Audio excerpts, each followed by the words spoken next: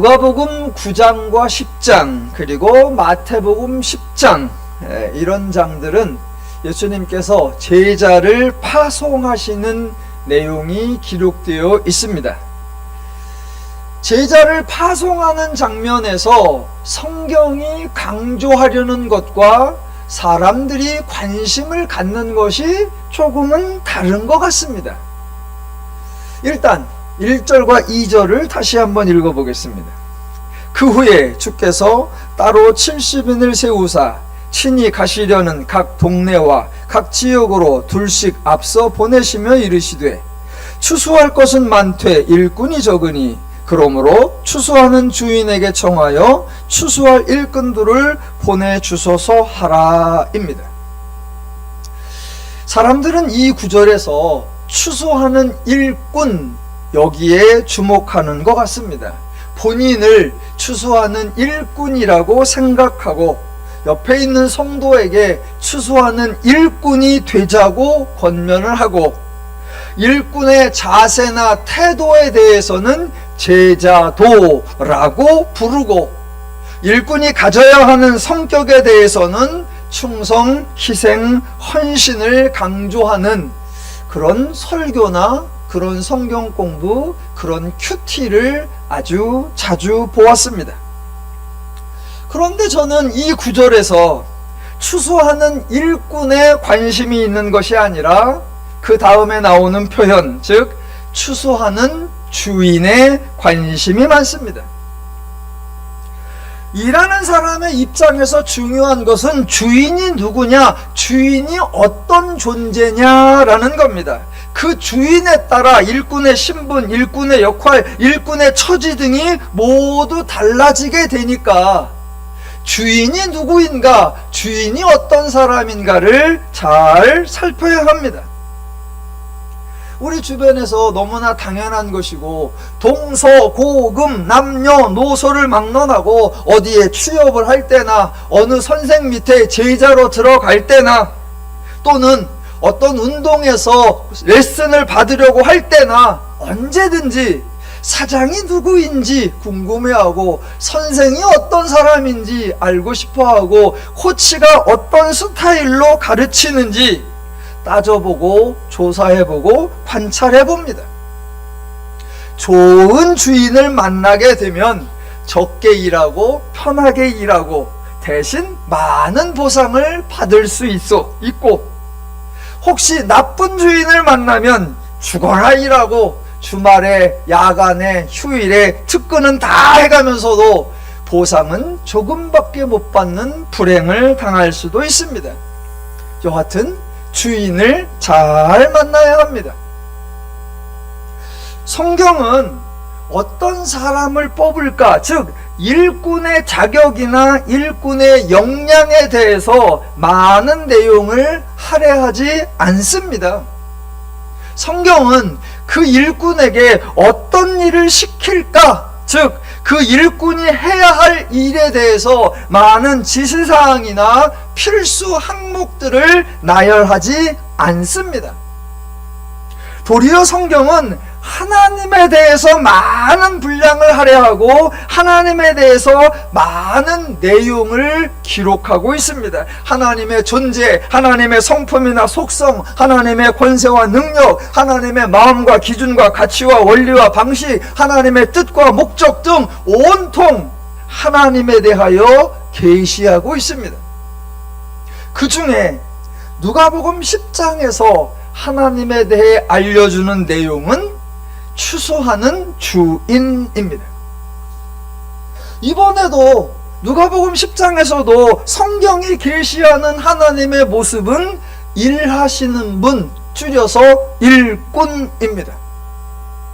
하나님은 감독관이 아니고 하나님은 심판관이 아닙니다. 기독교에서 일하시는 분, 기독교에서 수고하시는 분, 기독교에서 사역하시는 분 언제나 하나님이시고 그 하나님은 일을 하실 때에도 대충 하지 않고 설렁설렁하지 않고 열심을 내셔서 일하시는 분입니다. 그래서 기억해야 하는 거, 우리 하나님은 일하시는 분이다 라는 겁니다. 영화나 드라마나 뭐 기록이나 이런 거 보면 대부분 하나님을 아주 고상하게 표현합니다. 좋은 의자에 품 있게 앉으셔가지고 관찰하여 보시고 내려다 보시고 지켜보시고 저놈을 어찌할까 하시는 그런 모습 전혀 성경과 어울리지 않습니다. 여러 번 말씀드렸듯이 하나님은 일하시는 분이니까 땀에 쩔어 있는 모습, 이런저런 도구를 가지고 수고하고 있는 모습, 그런 장면을 연상하셔야 합니다. 성경이 그렇게 소개를 해요. 성경의 맨 처음 창세기 1장 1절 태초에 하나님이 천지를 창조하시니라. 즉 하나님의 활동, 하나님의 수고, 하나님의 역할, 하나님의 일하시는 모습이 맨 앞에 나옵니다. 사람들이 그렇게 좋아하는 시편 23편 1절 여호와는 나의 목자시니 내게 부족함이 없으리로다. 예, 여호와가 목자라는 겁니다. 목자는 당연히 양을 위하여 새벽부터 밤늦게까지 수고하고 애쓰는 거예요. 그렇게 목자가 수고하고 애쓰니까 그 결과 내게 부족함이 없다라는 겁니다. 목자가 게으르면, 목자가 아니라면, 목자가 신실하지 않으면 부족한 거 투성인데, 목자가 정말로 부지런하게, 목자가 정말로 신실하게, 목자가 정말로 열심히 일하니까 그 결과 부족함이 없다라는 거예요. 신약으로 오면 요한복음 15장 1절 나는 참 포도나무요 내 아버지는 농부라. 예, 하나님을 농부, 즉 농사꾼, 농사짓는 존재, 1년 내내 농사를 계획하고 진행하는 존재, 씨를 뿌리고 관리하고 돌보고 추수하는 존재, 이렇게 소개하고 있다라는 겁니다. 누가복음에서 예수님의 생애가 기록되고 있는데 누가복음이 소개하는 예수님의 모습, 당연히 일하시는 분입니다. 예수님 가만히 앉아 계시는 분 아닙니다. 처음에는 일하다가 이제 제자들 뽑아놓고는 그 제자들을 강하고 거친 훈련장에 몰아넣고 알아서 생존에 나오라 연단하시는 분 아니고요. 두툼한 매뉴얼을 주고는 제자들에게 이것을 숙지하고 매뉴얼대로 할 수 있도록 각자 연습하고 실력을 연마한 후에 예수에게 와서 시험을 받고 검증을 받으라, 그러면 제자로 삼아주겠다, 그렇게 하시지도 않습니다. 누가복음에서 예수님의 사역이 시작되는 4장 이후부터 보시면 예수님은 계속해서 일을 하고 계십니다. 4장 35절 귀신을 쫓아내고, 38절 열병 앓는 자를 치유하시고, 40절 온갖 병자들이 나오니까 일일이 그 위에 손을 얹으사 고쳐주시고, 5장에서 제자들을 부르시는 사건이 나오는데 그 다음에도 예수님이 계속 일하는지 제자들에게 일을 시키고 예수님은 뒷짐지고 계시는 모습 성경에 없습니다. 마태, 마가, 누가, 요한복음을 읽어보면 아마 비슷한 패턴, 반복되는 패턴을 저절로 보시게 됩니다. 예수님이 이쪽 마을에 가셨더라, 병자가 나오며 고쳐주시고, 귀신 들린 자에게서 귀신을 쫓아내시고, 하나님 나라의 복음을 전파하시고, 다음 동네로 이동하시더라. 그 동네에 가시니까 허다한 병자가 나오며 일일이 손을 얹어 고르치시고 하나님 나라를 전파하시고 다음 동네로 가시더라. 그 동네에 가니까 어떤 병자가 나와서 예수께 부르되 예수님께서 그를 또 고쳐주시고 또 가르치시고 또 선포하시더라. 그 다음 동네로 가니까 예, 마태, 마가, 누가, 요한에 똑같이 반복되는 표현이. 제자를 12이나 불렀지요. 그런데 그 12 제자가 예수님의 일을 거들어 드린 것이 아니라 도리어 예수님이 제자들의 위기를 탈출시킵니다. 그러니까 누가 지치고 누가 힘들었느냐? 예수님이요. 그래서 하루는 배를 타고 바다를 지나가시는데 예수님은 지쳐서 주무시는지라 입니다. 제자들은 눈이 또랑또랑해. 왜? 지칠 일이 없어. 지치신 예수님이 배에서 주무시고 계시면, 바람이 불어서 풍랑이 일어난다 그러면 어떻게든 문제를 해결하고 예수님 깨실까 조심조심 해야 되는데, 도리어 예수님을 막 깨워갖고 예수님은 잠결에 일어나서 제자들 문제 해결해 주시는 또 수고를 하십니다. 오병이어 사건의 현장에서도 마찬가지예요. 예수님께서 말씀 가르치신 후에 나머지 문제는 이걸 해결하라. 예수님은 뒷방에 가서 좀 쉬시더라. 아니요. 제자들이 쫓아와서 이런 문제가 있고 저런 문제가 있고 사람은 많고 허기가 진데 먹을 것은 없고 어찌합니까? 아무 문제 해결에 도움이 안 돼요. 그러니까 또 예수님께서 오병이어를 갖다가 축복하셔서 사람들에게 나누어 주게 하시고, 언제나 예수님이 일하십니다. 오늘 제자를 파송하는 장면이 나오는데, 파송하는 것 이전에 그 파송하는 주체 하나님이나 예수님이 어떤 분이신가, 그것을 꼭 기억하시면서 본문을 보아야 한다라는 겁니다. 예수님이 수수하는 주인이다, 하나님이나 예수님이 일하시는 분이다 라는 사실을 놓쳐버리면 오늘 본문에서도 허다한 오해와 허다한 왜곡이 발생합니다. 자, 9장에도 제자 파송하는 얘기가 나오고 10장에도 제자 파송하는 얘기가 나오니까 두 개를 연결할 텐데, 일단 9장부터 다시 한번 볼게요. 여러 번 봤지만 한 번 더. 9장 1절. 자, 예수께서 12제자를 불러 모으사입니다. 그렇게 불러 모아놓고 12제자에게 병 고칠 수 있는 사람 누구냐? 귀신 쫓을 수 있는 사람 나와봐. 그렇게 물으신 적이 없습니다. 그동안 훈련 잘했냐? 귀신 쫓는 능력 개발했냐? 병 고치는 거 연습했냐? 그렇게 묻지도 않으셨습니다. 왜요? 예수님은 심판자가 아니고 모든 책임을 제자들에게 씌워서 제자들에게 추궁하는 자가 아니라 예수님이 사역의 계획자요, 예수님이 사역의 진행자요, 예수님이 사역의 책임자이기 때문입니다. 10절 표현으로 하면 예수님이 10장 표현으로 하면 추수하는 주인입니다. 그러니까 모든 준비 예수님이 하셔야 하고 모든 진행 예수님이 하셔야 합니다. 그래서 우리가 성경에서 확인할 수 있는 대로 예수님이 직접 제자들을 부르셨고 그 제자들의 사역에 필요한 것 예수님이 제공해 주시더라라는 겁니다. 자, 누가복음 9장과 10장에 제자 파송이 나오니까 예수님께서 파송하셨다, 가라고 하셨다, 보내셨다, 우리를 일꾼이라고 하셨다, 그러니까 우리가 가야 된다, 일해야 된다, 이런 생각들을 먼저 하는데, 아니요. 파송에 대해서 생각하기 전에 예수님이 제자를 부르셨다, 예수님이 사람을 부르셨다라는 것부터 꼭 살펴보아야 합니다. 예수님이 사람을 부르실 때 매번 반복적으로 사용하는 전용 표현이 있습니다. 그게 뭐냐면 나를 따라오라 입니다. 나를 따르라.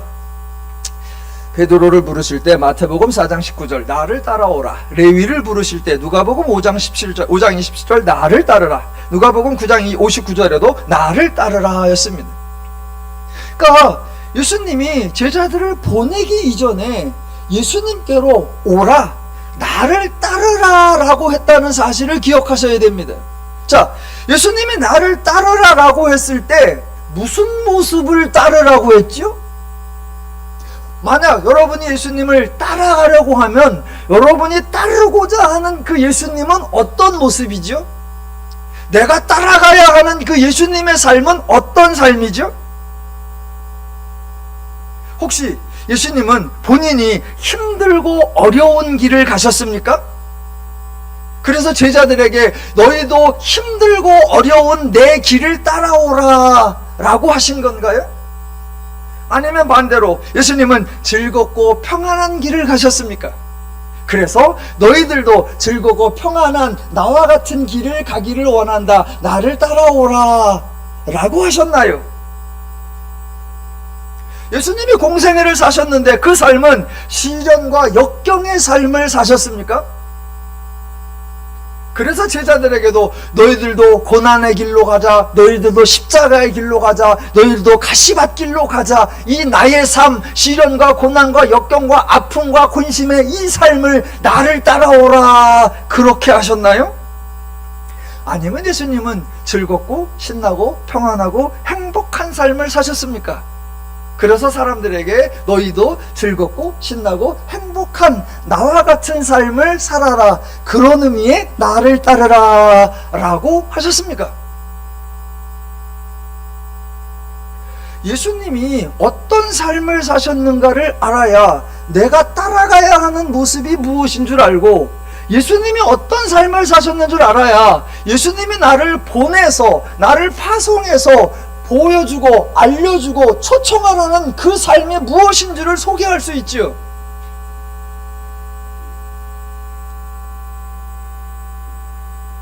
하나님이나 예수님이 추수하는 주인입니다. 그러니까 파송하기 전에 이 주인이 어떤 삶, 어떤 길, 어떤 의미, 어떤 가치, 어떤 인생을, 어떤 여정을 가고 있나, 그걸 먼저 분별해야 돼요. 자, 예수님이나 하나님이 추수하는 주인인데, 이 주인은 생각이 있는 분이고 계획이 있는 분이고 일정이 있는 분이고 질서가 있는 분입니다. 예수님은 절대로 마구잡이로 즉흥적으로 닥치는 대로 일하시지 않습니다.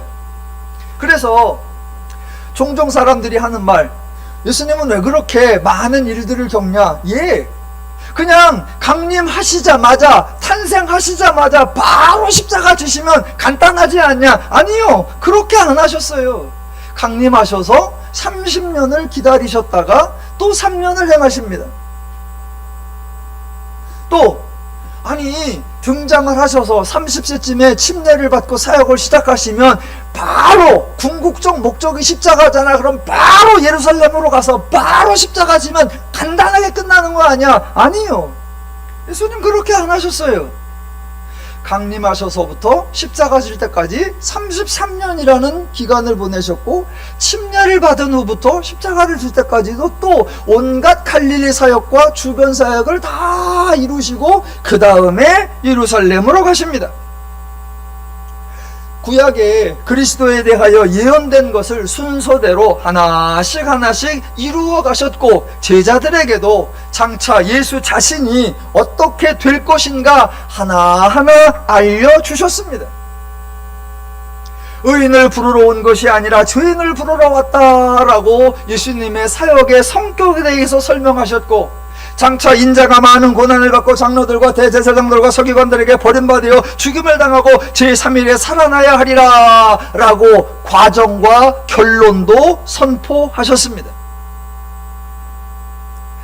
오늘 누가복음 10장인데 지금까지의 예수님의 사역은 순리대로 진행되고 있습니다.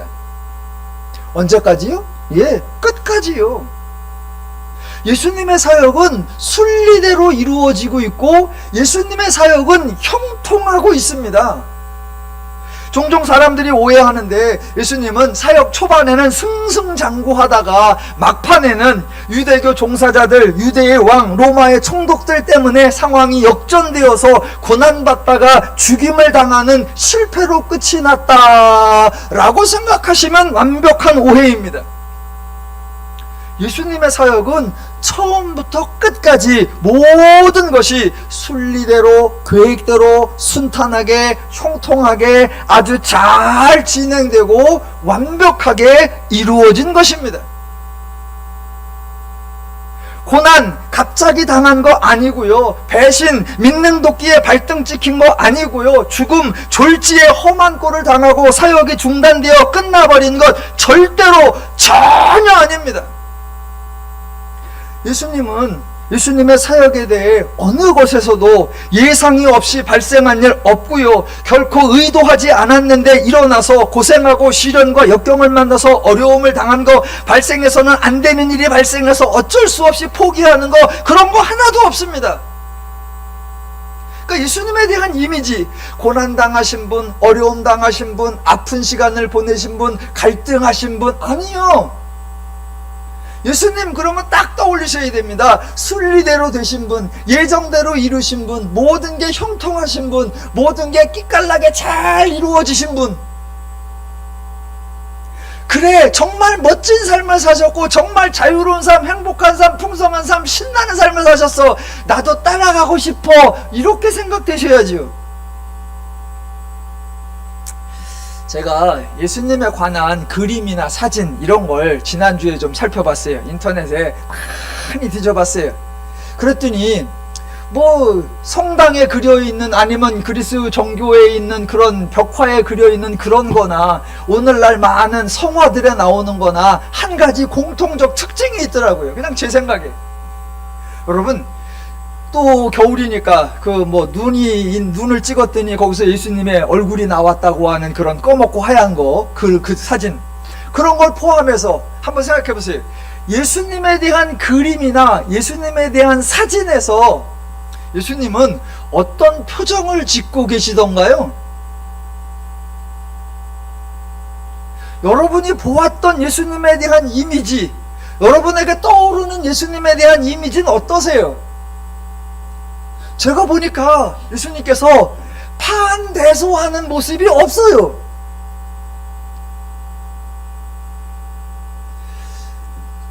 예수님은 우울증이셨나봐. 우울증. 왜냐하면 그 모든 제가 본 대부분의 그림에 예수님은 표정이 없어요. 표정이 없어. 그냥 늘 끝이요. 성도님들은 그래서 예수님 그러면 떠오르는 이미지가 가시관 쓰셨고, 십자가 지셨고, 매 맞으셨고, 창에 찔리셨고, 늘 아련해. 늘 안 됐어. 떠오르기가 좀 불편해. 저는 아니라는 거예요. 예수님의 삶은 예정돼 있고 그 예정된 것을 하나하나 이루어 가시면서 모든 일이 될 때마다 성경에 말한 바를 이루니라, 선지자가 말한 것이 이루어지니라, 하나님의 뜻대로 이루어지니라, 모든 게 이루어지고 있잖아요. 그러니까 예수님이 하나 이룰 때마다 오케이, 굿, 나이스, 아싸 이래야죠. 그래서 예수님은 표정이 어때야 된다? 와우! 저보다 더 밝아야죠. 그래서 그림에 예수님은 박장대소, 파한대소, 와! 왜? 순족한 삶을 사시는 분이고 모든 것을 계획대로 이루어 가시는 분이었잖아요. 그렇게 사시는 분이 사람들을 부르시면서 나를 따라오라! 그래야죠. 사실은 나도 힘들어. 사실은 나도 걱정돼. 사실은 나도 불안해. 사실은 나도 지쳐. 사실은 나도 안 가고 싶어. 근데 따라와, 예? 따라와. 말이 되냐고요? 말이 되냐고요?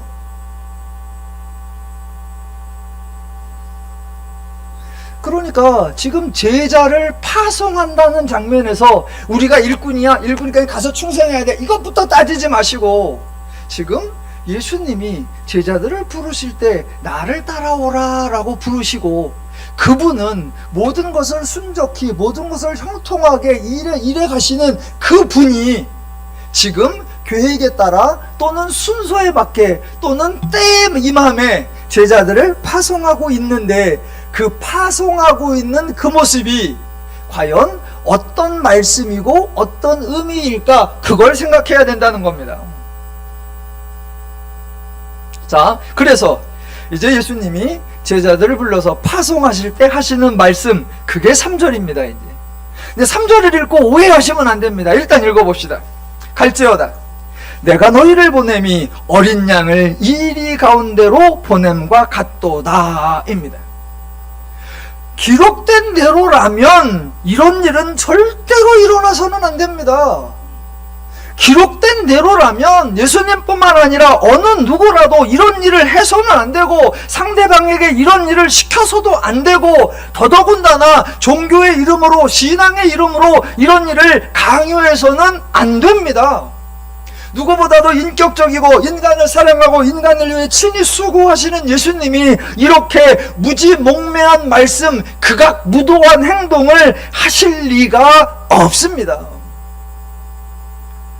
그런데 사람들은 누가복음 10장 제자 파송 뭐라 그러셨어? 어린 양을 이리 가운데 보낸가 같도다. 그래, 우리는 이런 위험을 무릅써야 돼. 이러한 일도 감히 딴소리하지 말고 순순히 받아들여야 돼. 예수님을 이상한 분으로 만들어버리면 안 됩니다.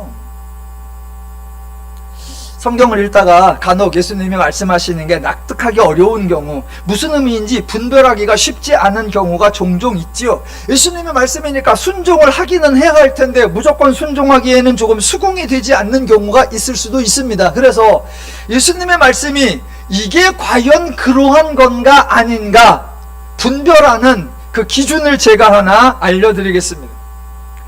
하나님의 사역이나 하나님의 말씀은 근본 목적이 계시, 하나님을 알리는 거라고 했습니다. 그 하나님의 계시는 대부분 죄인들의 기준, 죄인들의 생각, 죄인들의 방식과 다르다라고 했습니다. 그래서 이렇게 분별하시면 됩니다. 자, 예수님이 어떤 말씀을 딱 하세요. 여러분을 개인적으로 만날 수도 있고 성경에서 말씀할 수도 있는데, 예수님이 어떤 말씀을 딱 하셔. 근데 여러분이 그걸 딱 듣자마자 들었는데, 어라? 이거는 예상보다 어렵다. 와, 이거는 일반적 기준에서 생각하기에 조금 힘드는데, 평상시 생각한 것보다 훨씬 난이도가 높다. 예수님이 하라고 하면 하려고 어느 정도 각오는 했지만, 와, 이 말씀을 따르려고 하면 정말 마음을 단단히 먹어야 되겠는데, 이거 결코 쉽지 않겠는데, 이런 마음이 드시면 그건 하지 마세요. 그런 마음이 드신다 그러면 그거 예수님의 의도가 아닐 가능성이 많습니다. 안 하시면 됩니다.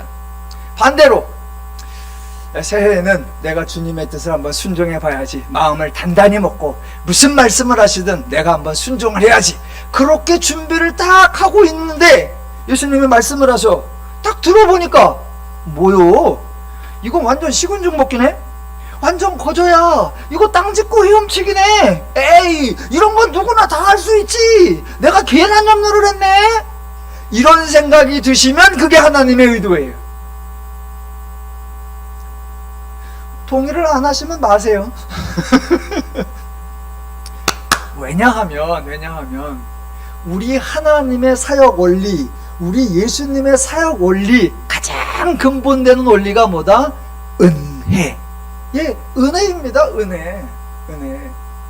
내가 철저하게 대가를 지불하고, 내가 엄청난 수고를 하고, 내가 모든 에너지를 다 쏟아 놓아서 이만큼 했으니 하나님이 이만큼 축복해 주시지, 그런 거래를 하면 거기는 은혜가 없잖아요. 그건 하나님의 원리가 아닙니다. 뭐요? 나는 한 것도 별로 없는데 이걸 뭘 했다고 칠 수 있나? 아무것도 한 것도 없는데 이렇게 많이 주셔? 와, 이거면은 과분하잖아. 이건 좀 너무한데? 이걸 받기는 민망할 정도인데? 그러면 그게 하나님의 은혜예요. 그게 하나님의 은혜. 그래서 하나님의 말씀도 그렇고 더누림교회에서도 마찬가지예요. 제가 여러분에게 집사님 좀 요것 좀 한번 해주실 수 있겠습니까? 라고 할 때 딱 들어보니까 목사님이 좀 무리한 걸 요구하네, 그건 좀 고민을 해봐야 되겠네. 그럼 하지 마라. 도리어 속으로 목사님이 나를 뭘로 보는 거예요? 이거는 아무나 다 하는 거 아니오. 이거 뭐 이런 걸 괜히 부탁을 해, 괜히 심각하게. 그러면 해. 네, 그거예요. 기독교의 원리, 철저하게 하나님의 원리, 은혜이고 복음입니다. 자, 그런 하나님이, 그런 예수님이 지금 3절을 말씀하셨다 그겁니다. 내가 너희를 보냄이 어린 양을 이리 가운데로 보냄과 같도다. 이런 말씀을 하셨지만 이게 사실일 리가 없습니다. 예수님이 이렇게 제자들을 사지로 쳐 몰아내실 리가 없습니다. 그러면 예수님이 거짓말을 하신 겁니까? 아니요. 이거는 사람들이 보기에 이렇게 보일 수도 있다라는 겁니다. 정작 예수님의 진심, 예수님의 속뜻, 제자 파송에 담긴 실제적 내용, 그거는 3절이 아니라 19절에 나옵니다. 그래서 3절과 19절을 연결을 해 놓으시면 됩니다. 19절 제가 읽어볼게요. 내가 너희에게 뱀과 전갈을 밟으며 원수의 모든 능력을 제어할 권능을 주었으니 너희를 해칠 자가 결코 없으리라. 예, 이게 결론입니다. 결론이 나와 있어요. 너희를 해칠 자가 결코 없으리라. 이것이 예수님의 본심입니다. 이런 결론이 정해 있었기에 시작할 때나 중간이나 과정 중에 별의별 일이 다 생길 수 있지만 그 어떤 일도 이 정해진 결론을 뒤바꿀 수 없다. 그러니까 설령 어린 양을 이리 가운데 보내는 것처럼 보일지라도 그 이리가 양을 어찌할 수 없고 그 이리가 양을 해칠 수 없다. 나는 그걸 알고 있기에 양을 어린 이리 가운데 보내는 거, 그거 기꺼이 마음 편히 담대히 자유롭게 보낼 수 있는 거다라는 겁니다. 그런데 성도님들은 대부분 3절까지 읽다가 시험에 들어요.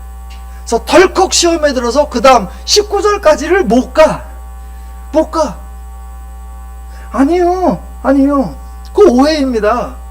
결론을 모른 채 그냥 읽으면 황당 그 자체입니다. 다시 한번 3절. 너희를 보내며 어린 양을 이리 가운데 보낸 것 같도다. 만약 이게 사실이라면 그 다음엔 어떻게 할까요? 안 보낼 수는 없고 보내긴 해야 되는데 이 어린 양들을 저 이리 가운데 보내긴 보내야 돼. 그게 사실이라면 그 다음에 뭐가 나와야 돼요? 가긴 가야 되는데 참 조심스럽고 이거 참 불안하다. 그러면 야야 양들 이리 와. 너희들 철 갑옷을 입어라. 양 이리 와. 너 투구를 써라. 너 양 이리 와. 여기다 식량 비상식량 가지고 예비식량 가지고 뭐 가지고 철저하게 가지고 야야 너 이리 와. 너는 창이라도 가지고 가라. 너 칼이라도 가지고 가라. 너 지팡이라도 가지고 가라. 이 일을 상대하려면 아이고 어쩔 수 없다. 가긴 가야 되니까 더 철저하게 더 완벽하게 더 많이 준비해라. 그리고 나와야 되잖아요. 근데 양을 이리에게 보낸 것 같도다 그래 놓고 하는 게 4절이 전대나 배낭이나 신발을 가지지 말며 길에서 아무에게도 문안하지 말라. 이게 말이 되냐고요. 아니 본인도 양을 이리에게 보낸 것 같도다 그렇게 불안하고 그렇게 무모하고 그렇게 막무가는데 그래놓고 한다는 소리가 그럴지라도 너희는 방패도 가지지 말고 옷도 입지 말고 투구도 쓰지 말고 전대도 가지지 말고 비상식량도 가지지 말고 그냥 가. 이게 말이 돼요? 이게 인간이 할 짓이에요? 심지어 예수님이 제자 파송을 이따위로 하실까요? 없습니다. 그럴 리가 없어요. 그럴 리가. 그런데 속상한 거는 이 말씀을 누가 하셨느냐? 예수님이요. 그러니까 이게 예수님의 진심인 줄 알아. 그래서 또 교회에서 목사님들은 뭐 집사님들이나 뭐 목장이나 리더들한테 예수님이 하신 것처럼 제자 훈련을 시킨대, 리더 훈련을 시킨대, 목자 훈련을 시킨대. 그래 놓고 요와 비슷한 상황을 만들어 놓고 막 몰아내. 아니요. 3절이 본심이 아니라 예수님의 속뜻, 예수님의 참된 의도는 이미 19절이에요. 19절. 예, 너희를 결코 해칠 자가 없으리라. 여러분은 이 결론을 가지고 계셔야 됩니다. 이 보장된 결론. 결코 너희를 해칠 자가 없다라는 결론을 딱 알고 다시 3절부터 읽어보는 거예요. 그러고 보면 걱정할 일이 없고 당황할 일이 없고 난처할 일이 없습니다. 도리어 담대할 수 있습니다. 끝났어. 결정됐어. 보장돼 있어. 예수님이 책임지기로 했어. 어느 누구도 나를 해할 수 없다. 이리 깐느라고 오라 그래. 짝할 오라 그래. 하이에나 오라 그래. 사자 오라 그래. 너희들 아무리 때로 물려와도 너희들 보기에 하찮은 어린 양 같으냐? 너희는 나를 결코 해할 수 없다. 그러고 보셔야죠. 그러고 보면 3절도 걱정할 일이 없고 4절도 난처한 게 아니에요. 자, 제자들을 보내시는 예수님이 그 제자들에게 하라고 하는 말이 있어요. 너희는 가서 이런 말을 하라라고 하는 게, 예를 들어 5절. 어느 집에 들어가든지 먼저 말하되 이 집이 평안할지어다 하라. 9절. 거기 있는 병자들을 고치며 또 말하기를 하나님의 나라가 너희에게 가까이 왔다 하라. 11절. 하나님의 나라가 가까이 온 줄을 알라. 이런 말을 하라는 거예요. 이게 빈털터리로 파송받아서 가는 곳마다 구걸하는 사람의 소리입니까? 아니에요. 이리 앞에서 벌벌 떨고 쫄고 있는 양들이 하는 말입니까? 아니요. 도리어 가서 평안을 선포하라 라는 거예요. 제 앞가림도 못해갖고 빌빌대는 모습 아니고요. 더 좋은 세상, 더 나은 삶을 누릴 수 있는 하나님의 나라를 선포하라 이거예요. 어떻게 가능하죠?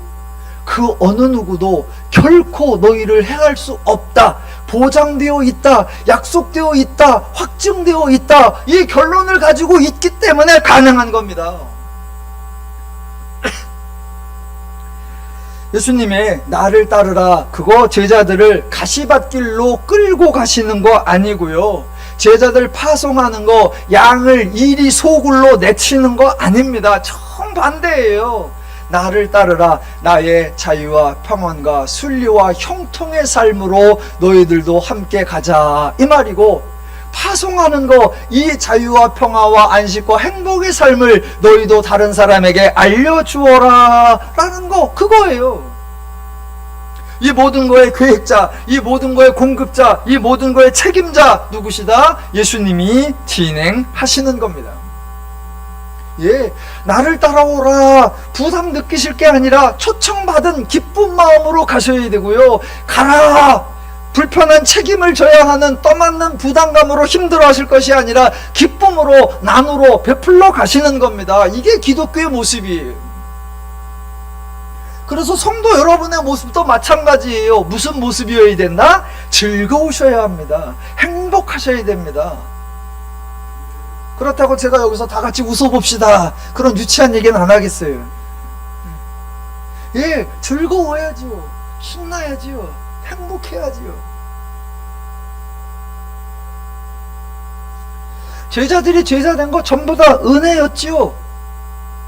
그들 은혜라는 말로밖에는 설명할 방법이 없습니다. 결코 사람들이 제자가 되려고 준비하지 않았고, 제자의 능력을 구비하지 않았고, 제자 자격시험 통과한 적 없습니다. 도리어 예수님이 찾아가셨고 부르셨고 세우셨고, 제자들에게 필요한 것 예수님이 직접 주셨습니다. 그래서 9장 1절에 예수님이 주셨다라고 나오고, 10장 19절에 예수님께서 모든 원수의 능력을 제어할 것도 주셨다라고 했습니다. 제자들 뭐 해서 받았죠? 없습니다. 어떻게 받았죠? 없습니다.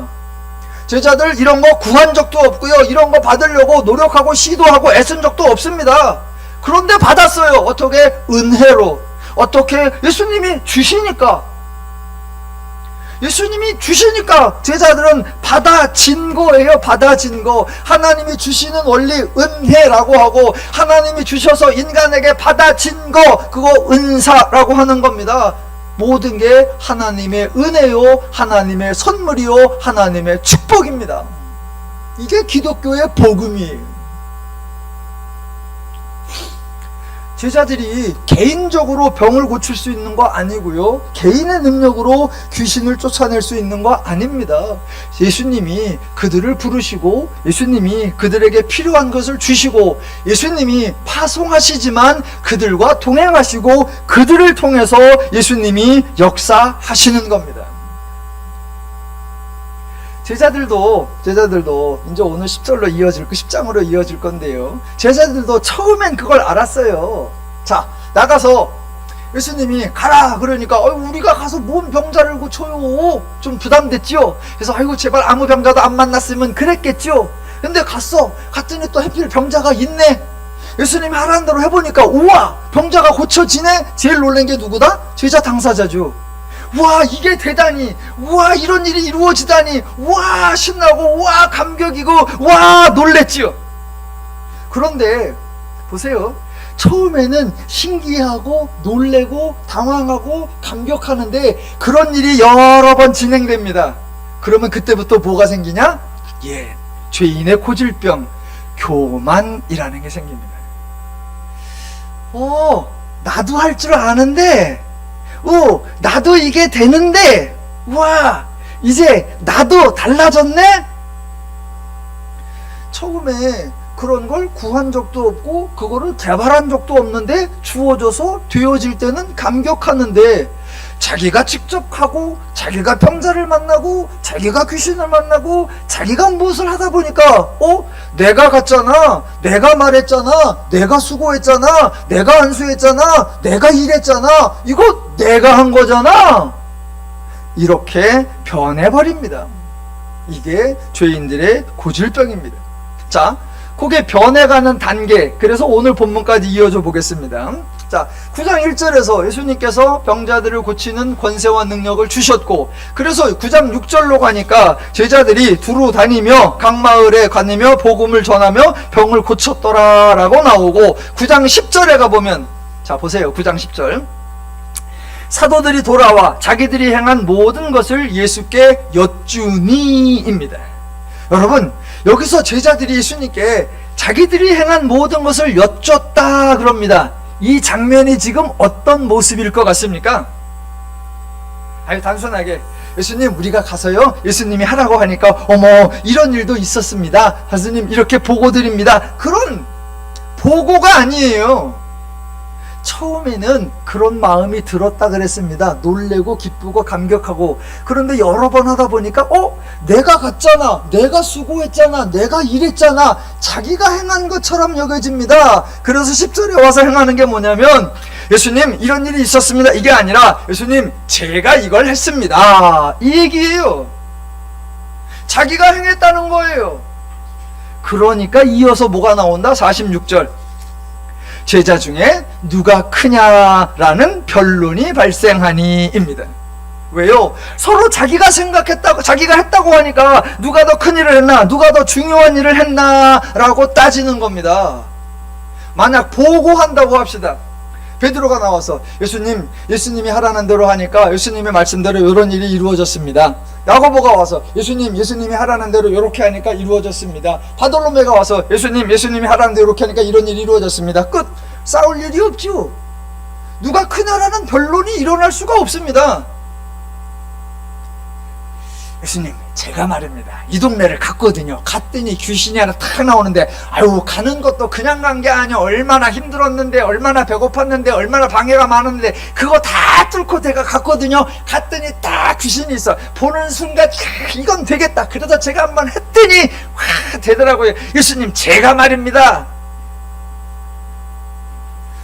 그 옆에 있는 애가 뭐라고 한다? 기껏해야 몇 킬로 가놓고 그게 간 거요. 나는 20리를 갔어. 갔더니 뭐 안진병자? 나는 안진병자의 눈까지 멀었어. 그거 하는 순간 와, 내가 만약 안수를 몇 번을 했는 줄 알아? 어서 그거 갖고 뭐가 생긴다? 자기 수고, 자기 공로, 자기 행위, 자기 업적, 자기 실적이 나온단 말입니다. 자기가 한 줄로 알아요. 그러니까 뭐가 나온다? 누가 크냐라고요. 그래서 제자들이 이제 자기가 행한 걸로 아는 교만이 점점 커가는데, 그 교만의 절정이 뭐냐? 9장 54절, 주여 우리가 불을 명하여 하늘로부터 내려 저들을 멸하려 하기를 원하시나이까? 아이고, 저는 지난주에 말씀드렸듯이 이 장면에서 예수님이 그냥 아주 단순하게 해봐, 그러셨어야 된다는 거예요. 해봐. 해보면 해보래지 되나? 아니, 하나님도 불을 내려서 인간을 멸한 적이 없는데 하나님이 제자들에게 그런 걸 하라고 하실 리가 없단 말입니다. 그 쥐들이 해보래 계속 하면 목만 쉬지 안 됩니다. 근데 예수님이 그거를 막았어. 그냥 해봐 그랬어야 우리가 아니구나 라고 아는데, 예수님이 하지마 그러니까 마치 자기들은 할 수 있는데 예수님이 말려서 지금 안 하고 있는 것처럼, 교만의 절정에 이릅니다. 자, 그 장면이 10장에 다시 한번 나오는 거예요. 10장 1절.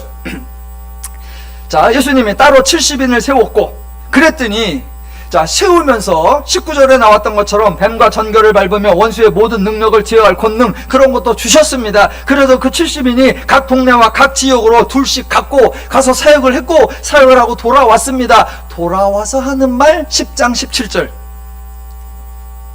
70인이 기뻐하며 돌아와 이르되 주여 주의 이름이면 귀신들도 우리에게 항복하더이다 입니다. 여기서 밑줄을 하나 쳐라. 그럼 여러분은 어디다 치실래요? 자, 주여 주의 이름이면 귀신들도 우리에게 항복하더이다. 요 포인트를 잘 찾아야 됩니다. 원래대로라고 하면 제자들이 이렇게 말했어야 돼요. 주여 주의 이름으로 선포하니까 귀신들이 주의 이름 앞에 주님에게 항복하더이다. 이렇게 말했어야 돼요.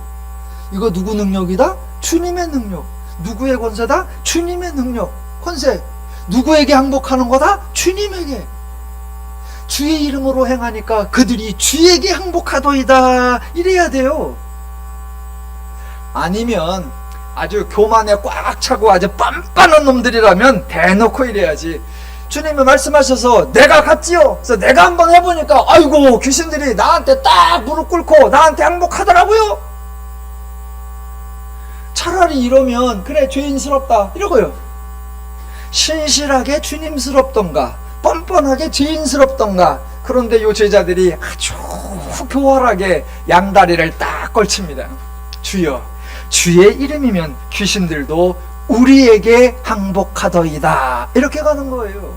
제자들의 말의 핵심은 주의 이름이 아니라 우리에게 항복하더이다 입니다. 굳이 따져보면 제자들이 이렇게 행동하는 데에는 예수님이 빌미를 제공한 것도 좀 있습니다. 왜냐하면 예수님은 제자들의 행동에 대해 일체 말을 하시지 않기 때문입니다. 보세요. 예수님이 제자들을 파송했고 가서 제자들이 사역을 했고 사역을 해서 돌아왔습니다. 자, 그렇다면 세상에서라면 일반적인 경우라면 예수님이 어떻게 하셔야 할까요? 자, 여기도 사장님이 계시니까 선생님들 계시고, 자, 사장님이 직원을 파송했어. 그래서 직원이 일을 하고 돌아왔습니다. 그럼 뭐 해야 돼요? 질문을 하셔야죠. 질문을. 야, 너 간 거 얘기해봐. 어디 갔다 왔냐? 뭐 했냐? 얼마나 했냐? 어떻게 했냐? 물어야죠. 그럼 이제 어디 가서 뭐 했고 어떻게 했습니다 라고 보고를 하겠죠. 첫 번째 물어야 되고, 두 번째 뭐 해야 됩니까? 평가를 해야죠. 평가를 잘했네, 제대로 했네, 많이 했네, 큰일 했네 라고 하던가. 아이고 그게 아니지, 이건 아니지, 왜 그랬어? 평가를 해야죠. 자, 평가까지 끝났다. 그 다음은 뭐 해야 됩니까? 적절한 보상을 해야죠. 잘한 사람에게 잘했다 상을 주고, 못한 자에게 너는 벌점 아니면 벌을 주고. 당연히 그런 과정 오늘날 세상에서, 오늘날 직장에서 늘 있는 일입니다. 그게 레파토리예요. 패러다임이에요. 그런데 예수님은 그런 것을 하나도 하시지를 않습니다. 제자들을 불렀고 권능을 주었고 파송했습니다. 제자들이 일을 했고 돌아왔습니다. 그런데 예수님은 묻지를 않아요. 예수님이 무관심하실까요?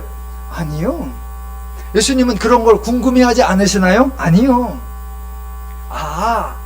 예수님은 이 모든 사역의 계획자요, 진행자요, 친히 사역을 하시는 분이요, 책임자이시구나 라는 것을 기억하고 계셔야 합니다.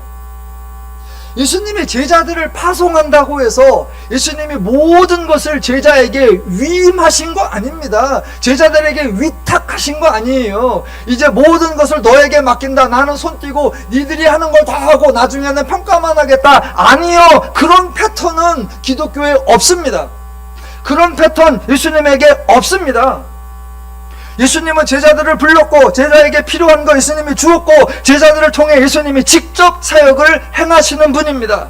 그래서 제자들이 무엇을 했고 어떤 결과가 나는지 다 알고 계시는 겁니다. 보내기 전에 그들에게 결론, 어느 누구도 결코 너희를 해치지 못할 거다. 그거요? 어떻게 아시죠? 예수님이 지킬 거니까, 예수님이 동행할 거니까, 예수님이 책임질 거니까, 예수님이 보장할 거니까. 그렇기 때문에 자, 제자가 병을 고쳤습니다. 그렇다고 제자를 칭찬할 일이 아닙니다. 귀신을 쫓아내지 못했습니다. 그렇다고 제자를 책망할 일도 아닙니다. 왜요? 지금 이것의 계획자, 진행자, 책임자는 예수님이시고 그 예수님이 행하는 일에 제자들을 초청하여 그 예수님이 행하시는 일을 보고 듣고 시연하고 경험하고 체험하며 누리면서 배우게 하는 과정입니다. 그래서 오늘 본문에 그들을 질문하는 게 없고 그들을 평가하는 게 없고 그들에게 상벌을 내리는 장면이 전혀 없습니다. 파송할 때부터 그래요. 내가 너희에게 이 모든 것을 위임한다 그렇게 말씀하신 적이 없고 제자들에게 너희들 중에 누가 큰 일을 하는가 누가 잘하나 지켜보겠다 경쟁을 시킨 적도 없고 너희들 행한 결과에 따라 보상을 따로따로 각자 알맞게 해주겠다 그런 제안을 하신 적도 없습니다. 지금 예수님이 제자들을 불러서 사역을 위임하며 위탁하여서 저들이 잘 해내기를 기대하고 계시는 그런 장면이 전혀 아닙니다. 우리 하나님은 그런 패턴이 없어요. 내가 계획자다, 내가 진행자다, 내가 책임진다, 모든 건 내가 한다, 내가 완성할 거고 내가 이루어낼 거야. 이 일에 너도 와서 동참해. 이 즐거움을 너도 맛봐. 와서 이걸 경험해. 와서 이걸 배워. 와서 이걸 누려. 이게 하나님의 방식이에요. 그래서 기독교에는 부담감이라는 게 없는 거예요. 기독교에는 불편함이라는 게 없는 거예요. 자, 그래서 오늘 본문 이제 결론 가겠습니다. 제자들이 자기들이 행한 것을 자랑하고 누가 크냐 경쟁을 하고 귀신들도 우리에게 항복하더이다 라고 극강의 교만을 떨고 있는 그 순간 예수님의 대답이 이제 18, 19, 20절이에요. 읽어볼게요. 예수께서 이르시되 사탄이 하늘로부터 번개같이 떨어지는 것을 내가 보았노라. 내가 너희에게 뱀과 전갈을 밟으며 원수의 모든 능력을 제어할 권능을 주었으니 너희를 해칠 자가 결코 없으리라. 그러나 귀신들이 너희에게 항복하는 것으로 기뻐하지 말고 너희 이름에 하늘에 기록된 것으로 기뻐하라. 아주 대놓고 말씀하시죠. 제자들이 뭐라고 한다? 귀신들도 우리에게 항복하더이다. 예수님, 그거 갖고 기뻐하지 마. 그거 핵심이 아니야. 그거 본질이 아니야. 제자들의 핵심이 무엇입니까? 우리가 했다, 내가 했다, 자신이 행한 일, 자신이 성취한 일, 자신이 성공한 일, 자신이 해낸 일, 자신의 수고, 노력, 열심, 헌신, 희생, 충성, 그 말 그대로 자신의 공로, 자신의 업적에 치중하고 있습니다. 그런데 예수님의 핵심 전혀 다릅니다. 예수님의 핵심은 제자들이 행한 일이 아니라 제자들에게 이루어진 일, 제자들이 이루어낸 일 아니라 제자들에게 되어진 일입니다. 다시 한번, 제자들은 내가 행했습니다, 내가 수고했습니다, 내가 이루었습니다, 내가 성취했습니다, 내가 만들었습니다, 자기들의 행한 거예요. 근데 예수님의 표현은 그게 아니라 너희에게 되어진 일, 너희에게 이루어진 일, 그것 때문에 즐거워하고 그걸 기뻐하라, 그거예요. 오늘 본문에 그게 세 가지가 나와요. 읽었습니다만 정리해 드릴게요. 제자들이 전혀 행하지 않았는데 제자들에게 되어진 일, 제자들이 전혀 알지도 못하고 시도도 안 하고 노력도 안 했는데 제자들 자신에게 이루어진 일, 그걸 기뻐하라고 하는 거 세 가지. 첫 번째, 19절 전반부. 내가 너희에게 뱀과 전갈을 밟으며 원수의 모든 능력을 제어할 권능을 주었으니, 이거예요. 예수님이 주셨고 제자들은 받았습니다. 어떻게 받았죠? 이거 받으려고 애쓴 적 있나요? 이거 받아야겠다고 다짐한 적 있나요? 이거 받으려고 수고하고 노력한 적 있나요? 없습니다. 없어요. 근데 그냥 받았어요. 근데 그냥 생겼어요. 근데 그냥 있어졌어요. 제자들 이것 때문에 기뻐한 적이 없어요. 없어요. 그거는 온데간데 없고, 내가 갔나이다, 내가 수고했나이다, 내가 일했나이다, 내가 역사했나이다, 자기가 행한 일만. 근데 예수님은 정반대예요. 야, 내가 준 게 없으면 그거 다 헛거잖아. 그렇게 할 수 있도록 내가 기초를 다 제공해 준 거잖아. 그러니까 너는 내가 무엇을 했나이다 그거 말하기 전에 감사합니다. 저에게 이걸 주셨군요. 와, 은혜로 주셨군요. 자격이 없는 나에게 주셨군요. 시도하지 않은 나에게 주셨군요. 구하지도 않은 나에게 주셨군요. 와, 은혜네요. 감격해야죠. 없어. 그래서 네가 행한 일보다 너에게 되어진 일, 이루어진 일을 기뻐하라. 첫 번째가 그거고요. 두 번째, 19절 후반부 나오는 거죠. 너희를 해칠 자가 결코 없으리라. 예, 감격해야죠. 어떻게 이렇게 됐죠? 내가 비록 양이지만 나는 그냥 양이 아니야. 나는 포켓몬 양이고 나는 울트라 캡션 짱 양이야. 그래서 나는 모든 이리도 다 때려잡을 수 있어. 그래서 나는 불멸의 양이야. 내가 이겼어. 그래서 이렇게 됐나요? 아니죠. 예, 제자는 그저 양 같아요. 사단들은 이리 같아요. 일반적으로 이길 수가 없어요. 그를 막아낼 방법이 없어요. 그런데 갔는데 여러 귀신들도 만났는데 그것들이 나를 해하지 못하고 도리어 항복하더라고요. 여러 귀신들이 나왔고 온갖 잡귀가 다 나와갖고 대적했고 반대했고 저항했는데 그것들이 나를 막지 못하더라고요. 와, 예수님, 와, 어떤 것도 나를 해치 못하더라고요. 자기가 이루어낸 게 아니라 자기에게 이루어진 거지요. 감격해야죠. 그걸 기뻐해야죠. 그걸 감사해야죠. 세 번째, 20절 맨 끝에 너희 이름이 하늘에 기록된 것을 기뻐하라.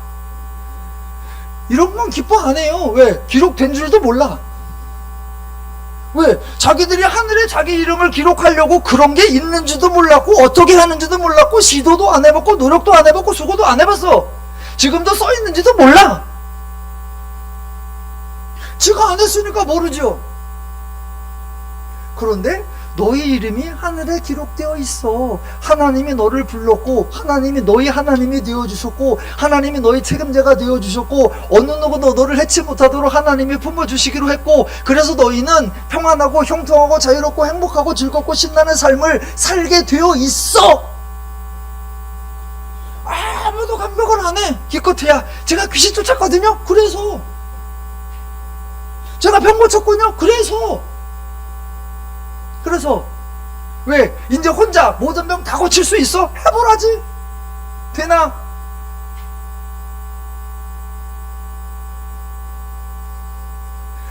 지금 여러분 표정이 내가 안 그랬어요 그런 표정인데